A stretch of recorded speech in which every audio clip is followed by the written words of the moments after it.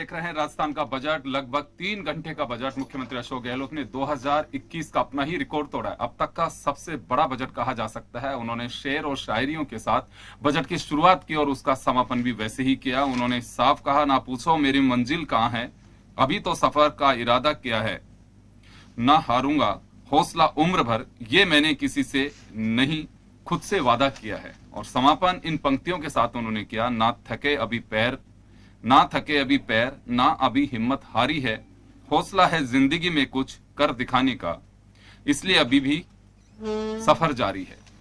तो चलिए, ये सफर मुख्यमंत्री अशोक गहलोत का। लेकिन अगर हम देखें इस तरह से लोक लुभावन बजट एक बात कही जाती है, उसके अलावा सीधा अगर इम्पैक्ट एक जर्नलिस्टिक अप्रोच में अगर हम देखें तो निश्चित रूप से 2023 के इलेक्शन की तस्वीर इसमें साफ दिखाई देती है। बजट बहुत अच्छा दिया है उन्होंने, लेकिन बात यह है कि करें इसको, और अगर इंप्लीमेंट हो पाता है, जैसे अभी कहा उन्होंने कि 85% काम हमारे धरातल पे उतरे हैं, 70% विषम परिस्थितियों के बावजूद भी हमने पूरे काम किए हैं। तो एक इसका कुछ इस तरह की स्थितियां बननी चाहिए कि आप काम पूरा कितना कर पाते हैं। उन्होंने राजस्व प्राप्तियों के साथ साथ कहा भी कि केंद्र से हम लोन लेंगे, क्योंकि एक प्रोसीजर गवर्नमेंट ऑफ इंडिया ने भी दिया हुआ है कि आप लोन ले सकते हैं बिना किसी ब्याज के। और तो चले, हम इस पूरे बजट के क्या रिएक्शंस आती हैं उसको लेकर के हम चर्चा करेंगे। हमारे साथ रामपाल जी जाट, किसान नेता, जो पहली बार राजस्थान में कृषि बजट, तमिलनाडु के बाद में शायद दूसरा राज्य है जो कृषि बजट पेश किया है। आशीष चतुर्वेदी जी हमारे साथ भाजपा से हैं, विक्रम सिंह जी हमारे साथ कांग्रेस से हैं, विष्णु कुलवाल साहब हमारे साथ व्यापारी जुड़े हुए हैं। सभी का स्वागत है। रामपाल जी, आपके पास आना चाहूंगा। सबसे पहला रिएक्शन चाहूंगा मैं एग्रीकल्चर बजट को लेकर के, जैसी उम्मीद थी वैसा आया? योगेंद्र जी, जिस भाषा में बजट शुरू किया और पूरा किया, उसी अंदाज में मैं बोल रहा हूं, रह गए कहतन खाटी मीठी। दूसरा मैं कहना चाहूंगा, लीक छोड़ तीनों चले, शायर सिंह सपूत। तो ये इस बजट में हमें देखना चाहते थे कि लीक से हटकर बजट बने कृषि के लिए, वो नहीं दिखा। इसलिए इस बजट का केंद्र बिंदु किसान की आय नहीं है। अनुदान की हम पहले भी पक्ष में नहीं थे, आज भी पक्ष में नहीं है। हमारा तो कहना है हमें अनुदान नहीं चाहिए, हम दाता हैं, अन्नदाता, हम दाता ही बने रहना चाहते हैं, हम मंगता नहीं बनना चाहते। इसलिए आप तो हमें हमारी उपजों के दाम दो, खेत को पानी दो, 2 काम कर दो, बाकी काम हम सब अपना आप कर लेंगे। और ये दाम देने वाला जो काम था वो नहीं कर पाए, इसलिए हमने कहा था एक शब्द बदल दो, अंग्रेजी का मे को शैल कर दो। उसके कारण किसानों को न्यूनतम समर्थन मूल्य प्राप्ति का वैधानिक अधिकार प्राप्त हो जाएगा, वो भी कहीं सुनने को नहीं मिला।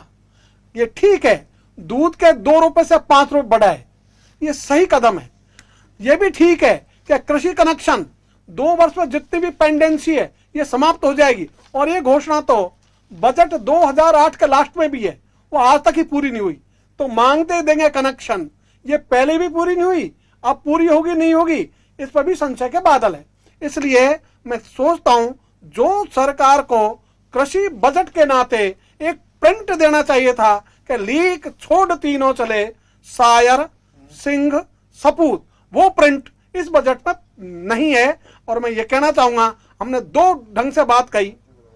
हमने कहा खुशहाली के बिना हिंदुस्तान की आजादी अधूरी है, और हमने खुशहाली को परिभाषित किया, खुशहाली के 2 आयाम, ऋण मुक्ति और पूरे दाम, दोनों ही इस बजट में नहीं है। न पूरे दाम की बात है, न ऋण मुक्त किसान बनाने की बात, तो दोनों ही नहीं। तो बाकी तो ये रूटीन का बजट है, पहले भी पढ़ते थे, अब भी पढ़ा। इसलिए मुझे ऐसा नहीं लगा कि इसको ये कहें कि चलो भाई एक्सीलेंट है। यदि नंबर देने हो तो उसको पासिंग मार्क दे सकते हैं, 33%, इससे ज्यादा नहीं। जी बिल्कुल। तो 2023 की एक मिशन को लेकर के, एक विजन को लेकर के मुख्यमंत्री ने बजट पेश किया गया है, लेकिन कुछ योजनाएं हैं लॉन्ग टर्म उन्होंने मानी है। मैं चलिए कुलवाल साहब के पास में जाना चाहूंगा। सर, कैसा माने इस बजट को? देखिए योगेंद्र जी, हमारे मुख्यमंत्री जी ने व्यापारी वर्ग के लिए कुछ भी इस बजट में नहीं किया। वो जो बातें जितनी उन्होंने की व्यापारी के हित में या और भी बातें की, उसमें कहीं नहीं लग रहा कि ये जमीन पे उतरेगा। न इन्होंने राजस्थान भर के अंदर महिलाओं की सुरक्षा के लिए कोई भी इन्होंने कोई घोषणा नहीं की। आज एक भी घोषणा इन्होंने इस प्रकार की नहीं की जिससे महिलाएं जो कहते हैं ना कि रात को आराम से घूम सकते हैं, आराम से जा सकती है, मुझे नहीं लगती है। आखिर जो मुख्यमंत्री जी ने बजट किया, उनको किस आधार का बजट है, ये मुझे लग रहा है चुनावी बजट है, और चुनावी बजट के आधार पर बजट पेश किया गया है। इसमें आम जनता को इसमें कोई ज्यादा फायदा नहीं मिलने वाला है। और इसके लिए अगर जैसे ये चिरंजीवी योजना के लिए बोल रहे हैं कि 10 लाख रुपए एक योजना पे दिए जाएंगे, तो जब इस योजना पे 10 लाख रुपए दिए जा रहे हैं, उस हॉस्पिटल की तो जांच की जानी चाहिए ना कि वो 10 लाख रुपए लेने के लिए कितने गलत बिल बना रहे हैं। ये घोषणाएं होती है, मगर अमल करने पर जब जमीन पर उतरती है तब इनकी खामियां महसूस होती है। यही योगेंद्र जी इनको मेरे को कहना है। जी आशीष जी, आपके पास आना चाहूंगा। बहुत सारे पहली बार एग्रीकल्चर बजट अलग से दिया गया है, नहर विकास निगम की बात कही गई है, पानी का अपव्यय रोकने के लिए 800 करोड़ रुपए दिए जाएंगे, दूध के दाम में 2% का 2 से 5 रुपए कर दिए गए हैं, 4000 से ज्यादा जीएसएस बनेंगे, जो कृषि ऋण है जो मिलता है उसमें 5 लाख और किसानों को जोड़ा जाएगा। बहुत सारी ऐसी घोषणाएं हैं जो हम स्क्रीन पे भी देख सकते हैं। तो मैं एक बीजेपी की ओर से आपका एक पहला रिएक्शन चाहूंगा इस पे। देखिए योगेंद्र जी, अभी हमने किसानों के प्रतिनिधि को भी सुना है, व्यापारियों के जो प्रतिनिधि उनको भी सुना है। उन दोनों को वर्गों को इस बजट से निराशा हाथ लगी है। और योगेंद्र जी, हमको ये समझना पड़ेगा कि ये जो बजट होता है ये एनुअल फाइनेंशियल स्टेटमेंट होता है, ये किसी पार्टी का घोषणा पत्र नहीं होता है। आपने भी जो अपनी टैगलाइन है उसमें कहा कि अगर सरकार इम्प्लीमेंट करे तो ये जो शब्द है ना, अगर इम्प्लीमेंट करे तो, क्योंकि ये जो वर्तमान गहलोत सरकार है इसका ये चौथा बजट है आप देखिए। और हम पिछले 3 बजटों की घोषणाओं के अगर देखें तो वो जो घोषणाएं वो हुई तो बड़ी जोरदार तरीके से हुई, लेकिन धरातल पर वो आ नहीं पाई। आप देखिए, मैं मुख्यमंत्री जी ने आज कहा है कि हम 1 लाख नए जो है सरकारी नौकरियां देंगे। मुख्यमंत्री जी, आपने पिछले 3 बजटों में अब तक 1,78,000 लोगों को नौकरियां देने की घोषणा की थी, उसका क्या हुआ? आपने नई नौकरियों की घोषणा कर दी। मुख्यमंत्री जी ने कहा कि जो रीट की परीक्षा है वो जुलाई में करवाई जाएगी। तो योगेंद्र जी, हमको ये समझना पड़ेगा कि क्या मुख्यमंत्री जी बजट का वेट कर रहे थे क्या? सितंबर में परीक्षा हुई थी, इसके लीक की जो खबरें हैं वो एग्जाम के दूसरे दिन से ही प्रारंभ हो गई थी। आपने घोषणा करने में बहुत देर कर दी। उत्तर प्रदेश में भी इस तरह का हुआ, 1 महीने के अंदर उन्होंने दोबारा परीक्षा कंडक्ट करा ली। मुझे लगता है मुख्यमंत्री जी ने समय दिया है, इससे कोचिंग वालों को फायदा होगा और बच्चे बिल्कुल निराश होंगे। आप देखिए योगेंद्र जी, जब मुख्यमंत्री जी ने अपना पहला बजट पढ़ा था इस वर्तमान विधानसभा में, तो आप देखिए 3 साल हो गए हैं। मुख्यमंत्री जी ने कहा था कि हम अंबेडकर भवन बनाएंगे 143 पंचायत समिति मुख्यालयों पर। आप देखिए धरातल पर 5 अंबेडकर भवन भी नहीं बने अभी तक। आपको जानकर आश्चर्य होगा 135 को तो वित्तीय स्वीकृति नहीं मिली। मतलब आपने जो बजट में घोषणाएं की उसको फाइनेंशियल सैंक्शन ही नहीं मिल रही है। तो फिर इन घोषणाओं का मतलब क्या है, मुझे बताइए। आपने घोषणा की थी 2 साल पहले कि हम 200 जनता क्लिनिक खोलेंगे। जनता क्लिनिक आज धरातल पर आ नहीं रहे हैं। तो मुझे लगता है चाहे किसान वर्ग हो, चाहे व्यापारी वर्ग हो, चाहे युवा वर्ग हो, चाहे महिला वर्ग हो, सबको इस बजट से बहुत निराशा हाथ लगी है। योगेंद्र जी। जी विक्रम सिंह जी, अभी आपने सुना कि किसी वर्ग में संतुष्टि इस बजट से नहीं हो सकती, बीजेपी का दावा है। देखिए विपक्ष, मैं सबसे पहले तो मैं मुख्यमंत्री जी को बधाई देता हूं। बहुत ही शानदार और जनहित का बजट है। इसको चुनावी बजट इसलिए नहीं कह सकते कि एक बजट और आना बाकी है। अभी से चुनावी बजट नहीं दे रहे हैं, लोक लुभावन भी नहीं है। जनता के हित में लिया हुआ फैसला और जनता के हित के कार्यों का इसमें उल्लेख किया गया है और सभी वर्गों को मुख्यमंत्री जी ने अपने कलम से राहत देने की कोशिश की है। और सबसे पहला मैं बजट जो है कृषि का राजस्थान में आदरणीय मुख्यमंत्री जी द्वारा प्रस्तुत किया जा रहा है, देश में दूसरा है। किसानों को लगभग 7,000 करोड़ के अनुदान की घोषणा की गई है। विभिन्न मदों में किसानों को और कृषि क्षेत्र को आगे बढ़ाने के लिए, फूड प्रोसेसिंग यूनिट्स लाने के लिए बिजली की कितने 38 जीएसएस नए स्थापित किए हैं ताकि पावर की व्यवस्था सुधरे। नहरों के विकास के लिए नहर विकास प्राधिकरण बनाया गया है। जहाँ क्षतिग्रस्त नहरें हैं वहां उनका पुनर्निर्माण किया जाएगा। जहां पानी नहीं है वहां सिंचित क्षेत्र बढ़ाने की मुख्यमंत्री जी ने इसमें घोषणा की है। आप भाजपा सिर्फ आलोचना करने के लिए ये इस बजट में कमियां निकाल रही है, ऐसा कुछ है नहीं। आप देखेंगे एमएसएमई में टैक्स के उसको बढ़ाते हुए, कार्यकाल को बढ़ाते हुए उन्होंने बढ़ाया है। रजिस्ट्रीकरण में और के विभिन्न विभिन्न मदों में उन्होंने कर को कम किया है और राहत देने की कोशिश की है। एक लोक लुभावन नहीं कह के जनता के हितकारी बजट है ये। नए पुलिस थाने, नए तहसीलें, नए एसडीएम कोर्ट जो जगह जगह खोले गए हैं, ये न्याय दिलाने की एक मुहिम का हिस्सा है। इसको बहुत ही कल्याणकारी और राज्य के हित का बजट है। मैं इस बजट की प्रशंसा करता हूं और मुख्यमंत्री जी ने माना है कि 85% घोषणाएं लागू की गई है, इस बार 100% घोषणाएं लागू करेंगे। मुझे ऐसा विश्वास है और पूर्ण विश्वास है।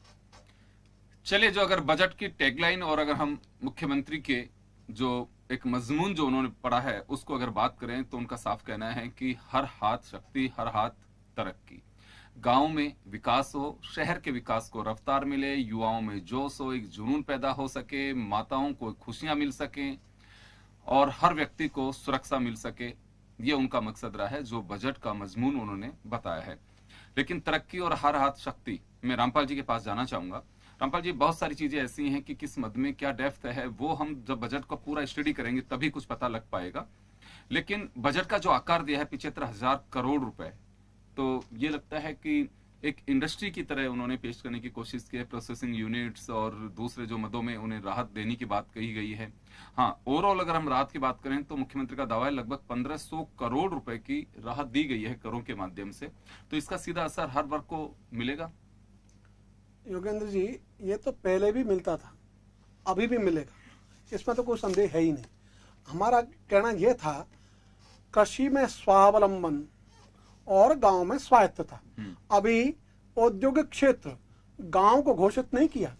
ये जरूर कहा है इन्होंने कि हर गांव में कोई भी एसएमएसएमई उद्योग लगाना चाहेगा, लघु मध्यम, तो उसको भूमि रूपांतरण की आवश्यकता नहीं होगी। लेकिन ये नहीं कहा कि प्रत्येक गांव औद्योगिक क्षेत्र बनेगा और उस गांव में इस वर्ष इस बजट से कम एक उद्योग हम शुरू करेंगे। ये घोषणा विश्व में नहीं है। इसलिए जो पहले शहरीकरण और बड़े उद्योगों के जो पक्ष में बजट हुआ करते थे, उसी ढंग की दिशा इस बजट की है। इसलिए गांव में स्वायत्तता के माध्यम से बेरोजगारी की विकरालता को कंट्रोल करना इस बजट की दिशा होनी चाहिए थी, वो इस बजट की दिशा नहीं है। इसी ढंग से कृषि में स्वावलंबन, हम चाहते थे कि बीज, खाद, कीटनाशक ये किसान स्वयं तैयार करे और आज जो तो तकनीक, जैसे लैब कहा है इन्होंने कि संभाग स्तर पे हम लोग कोशिश करेंगे। ये लैब तो है, संभाग स्तर पर उन्होंने कहा है टेस्टिंग के लिए। मैं टेस्टिंग की बात नहीं कर रहा, मैं ये कर रहा हूं प्रशिक्षण की। हर गांव में बीज तैयार करने का, खाद तैयार करने का, कीटनाशी तैयार करने का जो तकनीकी आज है, जो पूंजी वालों के कैद है, उनकी कैद से उस तकनीकी को मुक्त कराकर गांव तक लाना, वो जो एक काम होना चाहिए था इस बजट में, जिससे किसान स्वावलंबी होता, कृषि में स्वावलंबन आता, उसका खेती का खर्चा घटता, ये इस बजट में दिखा ही नहीं, कहीं बोले ही नहीं। इसलिए हमने जो बात कही लगातार, इसलिए मुझे लगता है कि किसान और सरकार इन दोनों की सोच में जो ये बड़ा अंतर है, ये अंतर ही कृषि की उपेक्षा और किसानों की दुर्दशा का कारण है। इसलिए किसानों की सोच के अनुसार ये बजट नहीं है, होना चाहिए था। हमें आशा थी, इसलिए हमने इसका तो सदा स्वागत किया कि प्रत्यक्ष बजट लाए, अभी भी स्वागत कर रहे हैं। यदि कम से कम कहने को मौका मिला, इसलिए उसमें कोई दिक्कत नहीं। लेकिन जो आशाएं थी किसानों को, प्रदेश के किसानों को, वो आशाएं तो पूरी नहीं हो पाई। इसलिए नए उद्योग गांव में है और जैसे पहले उजड़े उद्योग वैसे आज उजड़े हुए हैं। तो गांव उजाड़ा नीति जिसको मैंने कहा, उस गांव उजाड़ा नीति पे प्रहार करने के लिए जो एक दिशा तय करनी चाहिए थी बजट की, वो दिशा इस बजट की नहीं है। इसलिए गांधी के सपनों को, जो ग्राम राज की बात कही गई थी, उस सपने को तो कहीं देखा ही नहीं। यदि गांधी के सपनों को देखते और गांधी के अनुसार ग्राम राज की बात करते तो मुझे लगता है ये बजट गांधीयन विचार का बजट है। और हम तो आशा करते थे, इनको गांधी कहा जाता है, इसलिए इन गांधी से हमें यही आशा थी कि ये महात्मा गांधी के सपने के अनुसार ग्राम राज की ओर चलते और कहते आओ चलें गांव की ओर, वो नहीं कहा। जी, कुलवाल साहब, आपके पास आना चाहूंगा। CISF जिस तरह से सेंट्रल इंडस्ट्रियल पुलिस फोर्स तैनात की हुई है, पैरामिलिट्री फोर्स है वो भी, उसी तर्ज पर RISF की स्थापना की जाएगी और उसके साथ केवल यही नहीं, उसके अलावा कुछ ऐसे अनाउंसमेंट भी जो मुख्यमंत्री के इंडस्ट्रीज को बढ़ावा देने के लिए, जैसे MSME का जिक्र कर रहे थे, 3 साल से 5 साल उसको छूट को किया गया है। उसके अलावा ये भूमि रूपांतरण को लेकर के अभी जो उन्होंने घोषणा की है, GSS लगेंगे, और कुछ ऐसी उम्मीद थी कि हाँ इंडस्ट्रियल सेक्टर को या व्यापारी को इस तरह से हमें आवश्यकता थी, जो सरकार की चूक रही है, जो उन्हें बताना चाहिए था। देखिए योगेंद्र जी, मैं जब भी देखता हूं तो सरकार बजट घाटे का पेश करती है, तो सरकार घाटे का बजट पेश करती क्यों है, घाटा होता ही क्यों है? ये मुफ्त सेवाएं जो दी जा रही है, इन पे सबसे पहले सरकार पाबंदियां लगाए। ये मुफ्त देके वोट लेने की जो कोशिश करती है सरकारें, उससे काम चलने वाला नहीं है। हर बार ये बजट घाटे का पेश होता है। लेकिन कुलवाल साहब, तो वेलफेयर स्टेट की एक परिकल्पना हमारे यहाँ पे पहले से की हुई है। नहीं है तो आप इसको, जैसे आज कोई व्यापारी व्यापार करता है, क्यों, मैं तो व्यापारी हूं, तो व्यापारी अगर व्यापार करेगा और वो घाटे की दुकान चलेगी तो कब तक चलाएगा? तो सरकारी क्यों नहीं सोचती कि हम घाटा क्यों लगा रहे हैं?